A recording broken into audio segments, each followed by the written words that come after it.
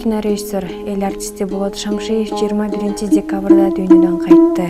Бул тууралуу анын жакындары кабарлашты. Таанымал кинорежиссер ноябрь айынын соңунда президенттин жана өкмөттүн иш башкармалыгына караган Атайын клиникада реанимацияда экени айтылып жаткан. Кыргыздын Караш Ак кеме, Эрте жаздагы турналар жана башка тасмалар менен аты талайга кеткен кинорежиссер, СССРдин эл артисти Болот Шамшиев 2016-жылы 75 жашка чыгып, анын урматына өлкө аймагында кино жумалыгы өткөн эле.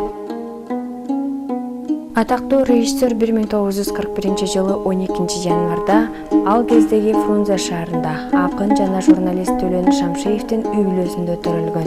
Орто мектепти аяктагандан кийин 1959-жылы бүткүл союздук кинематография институтуна окууга өтүп, 1964-жылы ал окуу жайды аяктап кинорежиссер кесибине ээ болгон.